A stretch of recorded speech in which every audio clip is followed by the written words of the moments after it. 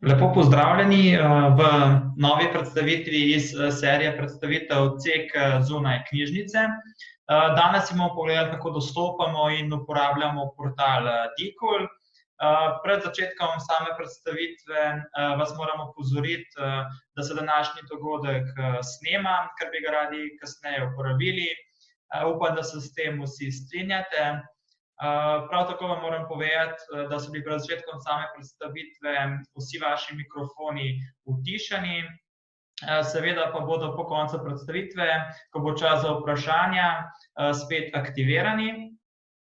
V primeru, da mi želite zastavljati vprašanja med samo predstavitvijo, pa seveda to lahko storite z uporabo chat funkcije. Torej, moje ime je Matic Bradač, v knjižnici sem zadolžen za področje odprtega dostopa in serijskih publikacij.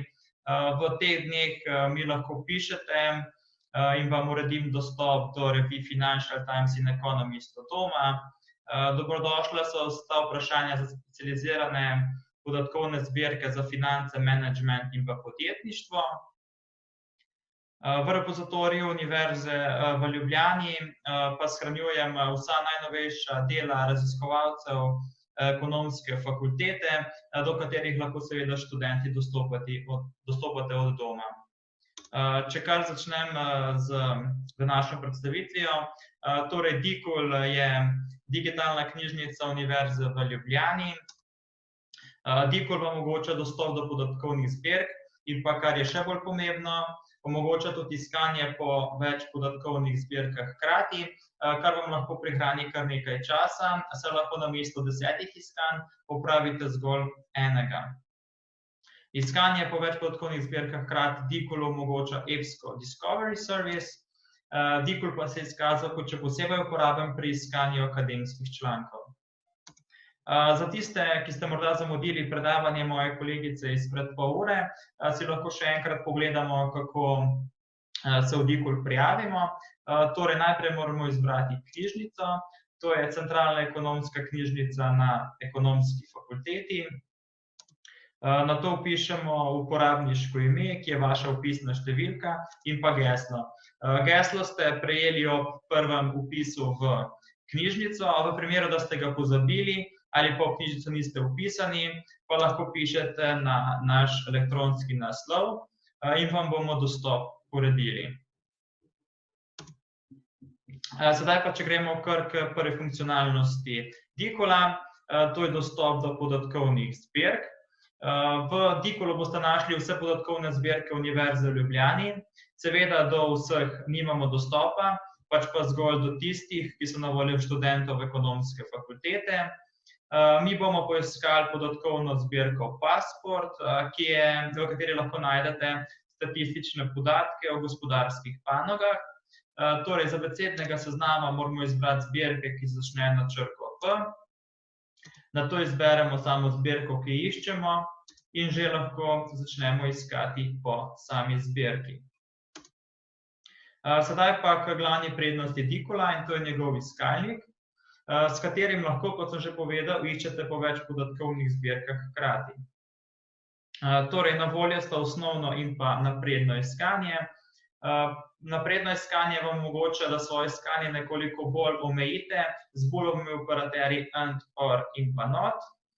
Omogoča pa tudi, da rezultate iskanja omejite zgolj na posamezno znanstveno disciplino. Dikul jih ponuja več kot 40.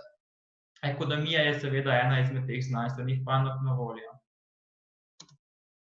Ko dobite rezultate iskanja, lahko le-te še nadaljnje omejite z uporabo fasetnega načina na levi strani zaslona. V fasetnem načinu lahko rezultate iskanja omejite glede na vrsto vira, datum publikacije, glede na državo, v kateri je publikacija izdana in tako dalje. Vedno bi vam svetoval, da svoje rezultate omejite na tista, ki vsebujejo celotna besedila, ki so vam na voljo, in pa zgolj na recenzirane publikacije. V katalogu e-gradiv pa lahko tudi poiščete posamezne knjige in pa e-revije, zato lahko uporabljate izbirno iskanje ali pa iskanje po disciplini. Mi smo poiskali knjigo znanega ekonomista Paula Krugmana Exchange Rate Stability. Preden dostopate do knjige, morate izbrati vir, preko katerega želite do knjige dostopati. V našem primeru smo izbrali vir eBook Academic Collection. Najprej se nam odpre nekaj podatkov o sami knjigi. Če želimo samo knjigo brati, pa moramo izbrati celotno besedilo PDF in že lahko začnemo prebirati samo knjigo. Na tem mestu vas moramo opozoriti, da si knjig ne morete prenesti na svoj računalnik v PDF obliki v celoti, tako kot je to pri znanstvenih člankih, pač pa jih lahko berete zgolj na internetu.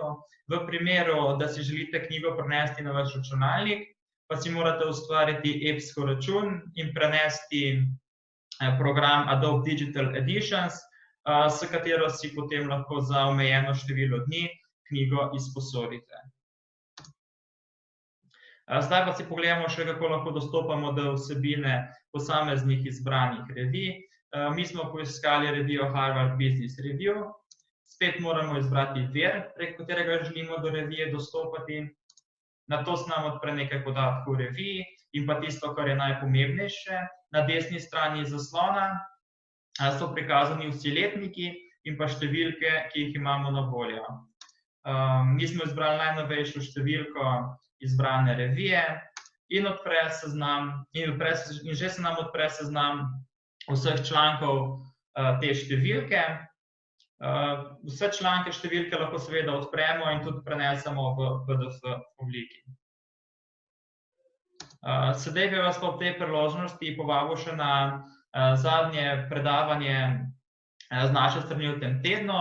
To je predavanje o tehničnih pregledih zaključnih del.